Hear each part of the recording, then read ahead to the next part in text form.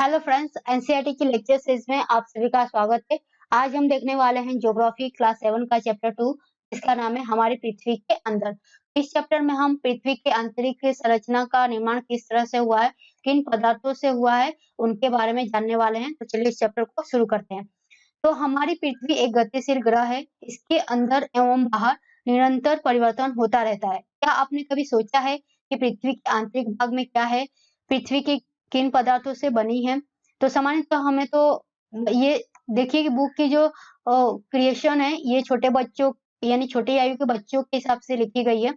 और इसमें जो भी डेवलपमेंट है चैप्टर का, वो धीरे-धीरे हुआ है, यानी क्रम के हिसाब से जो भी नॉलेज आई है बच्चों के, जितना बच्चे डाइजेस्ट कर सके, उसके हिसाब से ये बुक का जो पूरा स्ट्रक्चर किया गया है। तो हमें उसी को ध्यान में रखते हुए हमारे एग्जाम के एस्पेक्ट से जितनी भी चीजें इंपॉर्टेंट है, उनको हम देखते चलेंगे।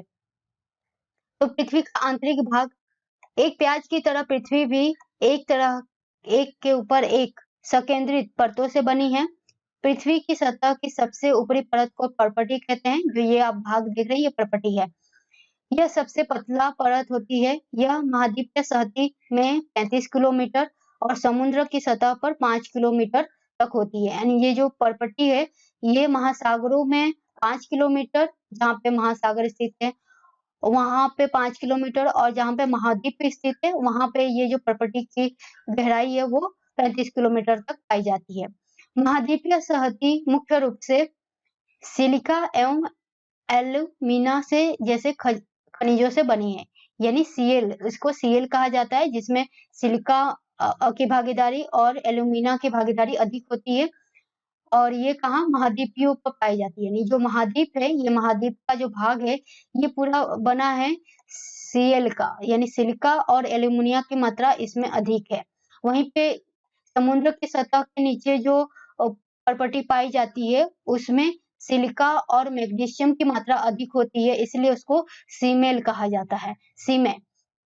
इसी तरह से हम देखते हैं कि जो पर्पटी के नीचे मेटल होता है, यानी एक सतह के बाद हमने देखा कि यहाँ पे पर्पटी है, पर्पटी के नीचे क्या है, मेटल वाला भाग शुरू होता है। ये मेटल, बीच की जो परत होती है, ये मेटल की होती है। ये लगभग 2900 किलोमीटर की गहराई तक फैला होता है।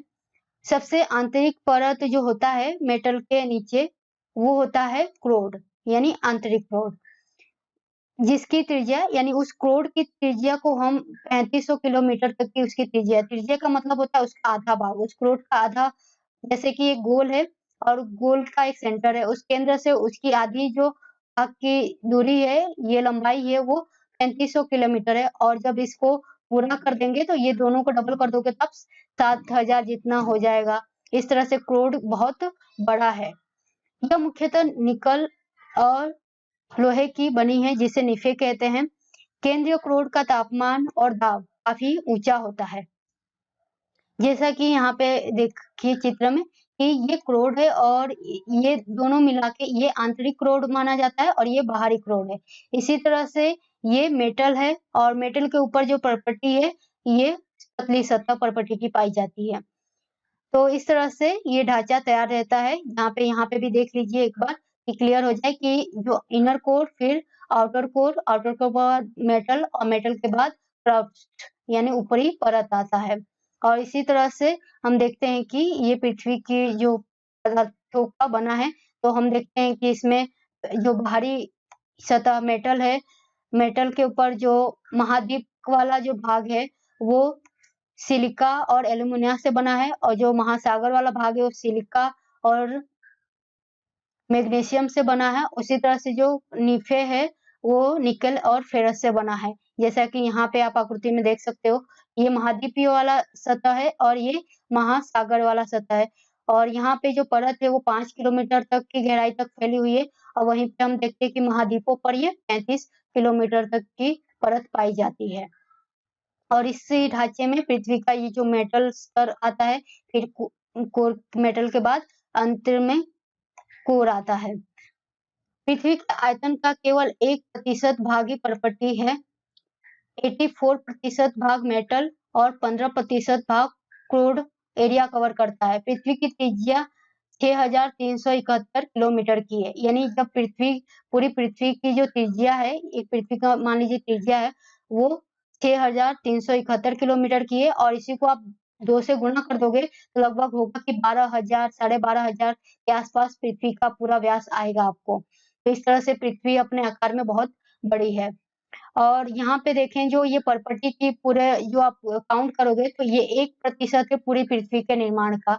उसी तरह से सबसे भागीदार जो होते हैं मेटल 84% है और क्रोड का जो हिस्सा है उसमें ये 15% क्रोड का बना है पृथ्वी।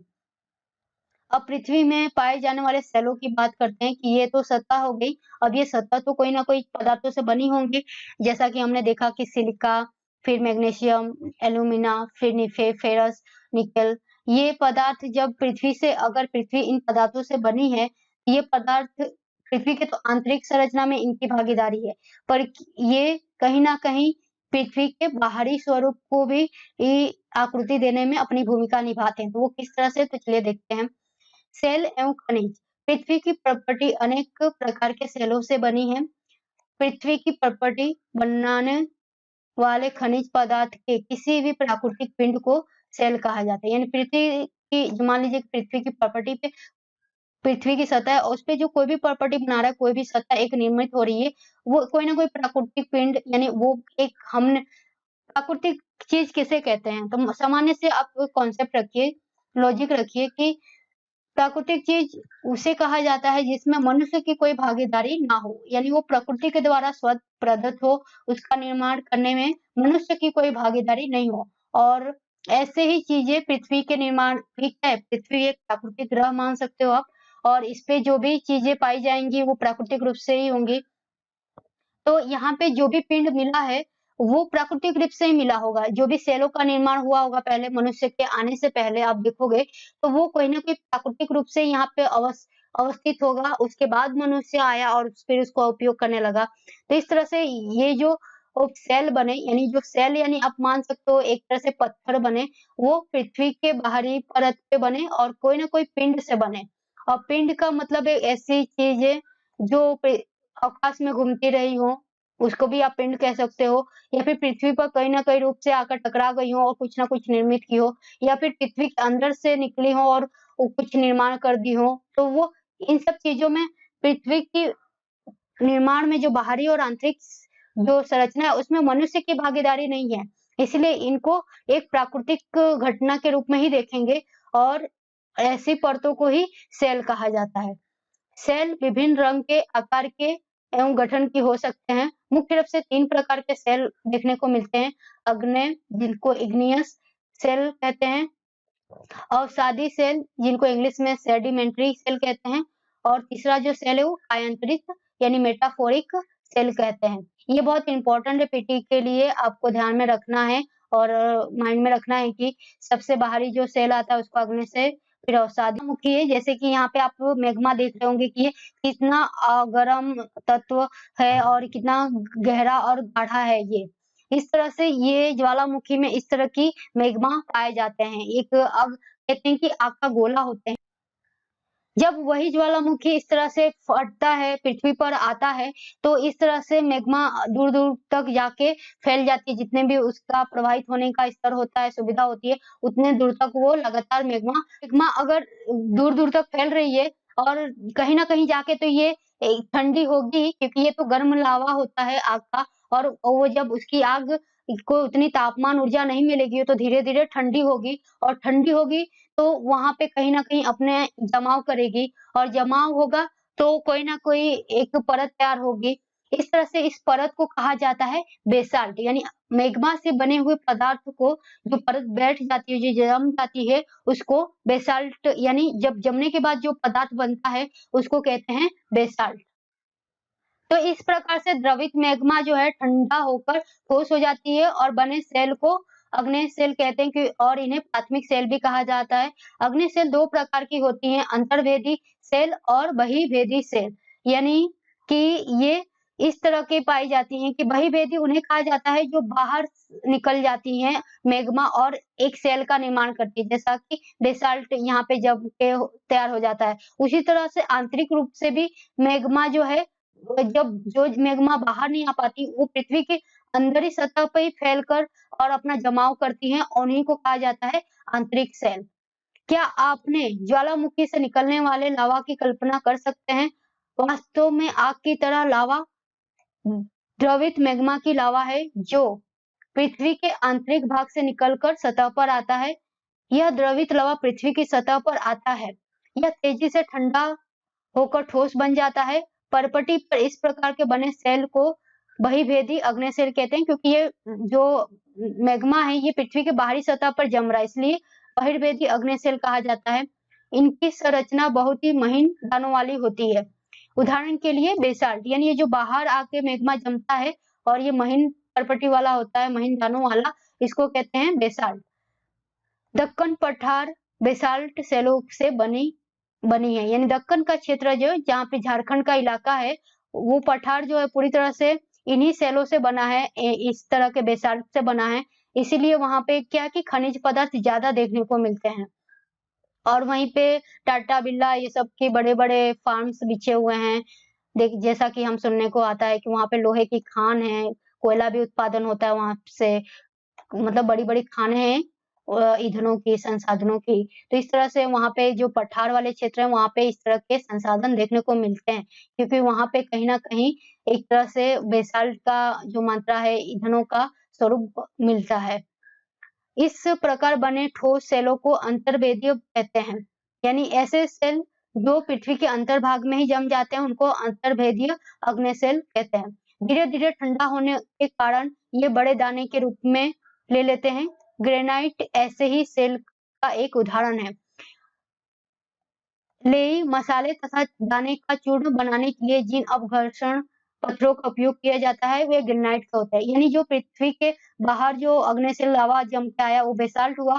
पृथ्वी के अंदर जो लावा जमा उसको अंतर्वेदीय अग्न्यशील कहा गया, और इसको ही जब सूख जाता है, जब जम जाता है तो बड़े-बड़े पत्थर के रूप में जमता है, क्योंकि जब ये बाहर आ रहा है, मान लीजिए कि बाहर वाला जो पदार्थ आ रहा है, मैग्मा आ रहा है, वो जल्दी से हवा लगने के कारण जल्दी ठंडा होगा, लेकिन जो उसी ज्वालामुखी के अंदर पृथ्वी के सतह के अंदर ही मैग्मा रह जा रही है, वो तो हवा के संपर्क में नहीं आ रही, जिससे कि उसको ठंडा होने में ज्यादा समय लगता है, और ज्यादा समय लगेगा तो वो अपना बड़ा रूप ले लेगा, धीरे धीरे उस पे एक एक परत बिछती जाएगी और बड़ा रूप लेगा। इस तरह से इसके दाने बड़े होते हैं, और इसी को सूखने के बाद ग्रेनाइट कहा जाता है। जैसा कि यहाँ पे कि ये जो अगर खुदाई करेंगे, मान लीजिए कि यहाँ की खुदाई हो रही है और खुदाई करने के बाद यहाँ पे जो सूखने के बाद जो ग्रेनाइट मिल रहा है, उसको क्या कहेंगे कि एक तरह से ये हमारे लिए कहते हैं कि संसाधन के रूप में काम आएगा। जो देख देख के उदाहरण में दिया है कि जो गाँव में मसाले पीसने के लिए लोहा सिलवट का इस्तेमाल करते हैं, वो ये ग्रेनाइट का ही बना होता है। उसी तरह से जो बाहरी इस सतह पर मैग्मा आता है और जम जाता है, उसको ही बेसाल्ट कहते हैं। सेल लुढ़क कर, चटक कर एक दूसरे से टकराकर छोटे टुकड़ों में टूट जाती है। इन कणों को, छोटे कणों को अवसाद कहते हैं। ये अवसाद हवा, जल आदि के द्वारा एक दूसरे स्थान पर पहुंचकर जमा कर दिए जाते हैं। ये अदृढ़ अवसाद दबकर एवं कठोर होकर सेल की परत बनाते हैं। इस प्रकार के सेल को अवसादी सेल कहते हैं। उदाहरण के लिए बलुआ पत्थर रेत के दाने से बनता है। इन सेलों में पौधे, जानवर एवं अन्य सूक्ष्म जीवाणु जो भी कभी इन सेलों पर रहे होंगे वो जीवाश्म हो सकते हैं। अब इसको कैसे समझे? मान लीजिए कि कोई सेल ज्वालामुखी है, ज्वालामुखी से वो मैग्मा निकला और वो जम गया। ये तो जम गया और जमने के बाद बेसाल्ट का रूप ले लिया। ये बाहरी मैग्मा की बात कर रहे हैं। अब ये तो जमा, फिर इसके ऊपर मान लीजिए कि एक समय के साथ आप यहाँ पे समय को काउंट कीजिए कि यहाँ पे 10-20 साल गुजरेंगे। ये अगर मान लीजिए कि यहाँ पे ज्वालामुखी दोबारा इन सालों में जल्दी से फूटती नहीं है, जल्दी से इसका मैग्मा बाहर नहीं आता है, तो यहाँ पे क्या होगा कि ये जो परत है वो टूटेगी। ताप के कारण, दबाव के कारण, हवा के कारण, मान लीजिए वर्षा के कारण कहीं न कहीं इसका घिसाव होगा, इस पे दबाव, ताप के कारण इस पे जो संपीड़न होगा और ये टूटेगी और टूटने के बाद एक स्थान से दूसरी जगह इस तरह से इसका स्थानांतरण होगा। अब स्थानांतरण होने के बाद ये दूसरी जगह जाके वहाँ के पदार्थों से मिल जाएगी और इस तरह से वहाँ पे वो एक सेल का तैयार करेगी जिसको कहते हैं अवसादी सेल। अग्नि एवं अवसादी सेल उच्च ताप दाब के कारण कायंत्री सेल में परिवर्तित हो जाते हैं। उदाहरण के लिए चिकनी मिट्टी, स्लेट, चूना, पत्थर जो संगमरमर में परिवर्तित हो जाता है। यानी जब अग्नि सेल और अवसादी दोनों जो सेलें हैं, जो एक तो मान लीजिए कि अग्नि सेल है, वो ज्वालामुखी से निकला और यहाँ पे सतह पे आया और ये अग्नि सेल हो गया। और यही अग्नि सेल जब टूटकर एक दूसरे रूप में परिवर्तित हो रहा है तो वो अवसादी सेल हो रहा है। और ये दोनों ही सेल जो अपना एक नया रूप धारण करते हैं जिसको कहते हैं कायांतरित रूप। यानी ये दोनों बदल कर एक नया रूप धारण करते हैं जिसको कायांतरित सेल कहा जाता है। और ये कायांतरित सेल में को खोदने पर हमें चिकनी मिट्टी के स्लेट मिलते हैं, चूने का पत्थर मिलता है, संगमरमर मिलते हैं इसमें। उसी तरह से जब अवसादी सेल को खोदा जाता है तो उसमें कोयला मिलता है, अन्य खनिज पदार्थ मिलते हैं, लोहा मिलता है, अयस्क मिलते हैं। उसी तरह इसमें हम खोदते हैं जो बेसाल्ट वाली सेल है उसमें अलग तरह के प्राकृतिक संसाधन मिलते हैं। तो इग्नियस सेल की बात करें तो ये इग्निस जिसका अर्थ होता है अग्नि, सेडिमेट्री यानी स्थिर, यानी एक ऐसा रूप जो स्थिर हो। मेटाफोरिक मतलब होता है रूप परिवर्तन, यानी जो तीसरा जो रूप है वो कायांतरित रूप परिवर्तन का ही रूप है कि उसका रूप बदल जाता है। सेल हमारे बहुत उपयोगी हैं। कठोर सेल का उपयोग सड़क बनाने, घर और इमारतों के लिए होता है। उसी तरह हम खेलों में भी इन पत्थरों का उपयोग करते हैं, जैसे कि बचपन में पत्थर का नहीं ऐसे सतगुड़िया खेलने के लिए पत्थरों का उपयोग किया जाता है, गोटी खेलने के लिए पत्थरों का उपयोग किया जाता है। उस तरह के खेल भी हम इन पत्थरों से खेलते हैं। इसी तरह से इन पत्थरों का उपयोग इस तरह के लाल बलुआ पत्थर है जिस पे लाल किले का निर्माण हुआ। उसी तरह से ताजमहल का निर्माण संगमरमर से हुआ। तो इस तरह के पत्थर हमें इन्हीं मैग्मा पदार्थों से ही मिलते हैं।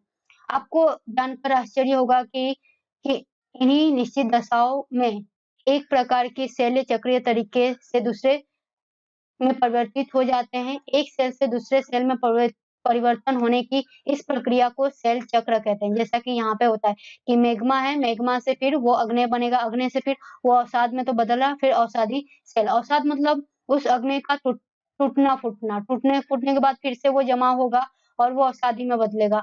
उस अवसादी के बाद उसका जो दूसरा रूप होगा वो कायांतरित होगा। फिर अगर मान सकते हैं कि कायांतरित रूप में अग्नि भी डायरेक्ट कायांतरित रूप में बदल सकता है, उसी तरह अवसादी सेल भी कायांतरित रूप में बदल सकता है। अब ये अवसादी सेल की बात करें तो ये अवसादी सेल डायरेक्ट मैग्मा में कन्वर्ट हो सकता है। उसी तरह ये कायांतरित सेल भी मैग्मा में कन्वर्ट हो सकता है। उसी तरह से जब अग्नि सेल की बात करो तो ये मैग्मा में कन्वर्ट हो सकता है। यानी सारे जितने भी मैग्मा से निकले हुए कायांतरित सेल है, अवसादी सेल है, अग्नि सेल है, ये सभी मैग्मा में डायरेक्ट तब्दील हो सकते हैं। इस तरह से ये तीनों जो सेल हैं वो अपना रूप परिवर्तित करती रहती हैं और इस तरह का चक्रण का निर्माण होता है, उसी को सेल चक्र कहते हैं। आप जानते हैं कि द्रवित मैग्मा ठंडा होकर ठोस अग्नि सेल बन जाता है। यह अग्नि सेल छोटे-छोटे टुकड़ों में टूटकर एक स्थान से दूसरे स्थान पर स्थानांतरित होकर अवसादी सेल बन जाता है। ताप-दाब के कारण ये अग्नि और अवसादी दोनों ही कायांतरित सेल में बदल जाते हैं। अत्यधिक ताप एवं दाब के कारण कायांतरित सेल में पुनः पिघलकर ये मैग्मा में बदल जाता है। कायांतरित सेल ताप-दाब के कारण पिघलकर दोबारा से वो मैग्मा में बन जाता है। यह द्रवित मैग्मा पुनः ठंडा होकर अग्नि सेल में परिवर्तित हो जाता है। तो इस तरह से ये पूरा चक्रण चलता रहता है। सेल विभिन्न खनिजों से बनी होती हैं। खनिज प्राकृतिक रूप से पाए जाने वाले पदार्थ जिनका निश्चित गुणधर्म, निश्चित रासायनिक मिश्रण होता है। खनिज मानव जाति के लिए बहुत महत्वपूर्ण है। कुछ का उपयोग ईंधन की तरह जैसे कि कोयला, प्राकृतिक गैस है और पेट्रोलियम है, क्योंकि हमें डायरेक्ट प्रकृति से मिलते हैं तैयार। इनका उपयोग उद्योग, औषधि, उर्वरक में भी होता है, जैसे कि लोहा है, एल्युमिनियम है, सोना है, यूरेनियम है। तो ये सभी हमें प्रकृति के द्वारा प्रदत्त होते हैं और इनका निर्माण ये इन अवसादी सेलों के कारण ही होता है। तो आई होप कि ये चैप्टर आप सबको समझ में आया होगा। आज के लिए बस इतना ही। Thank you very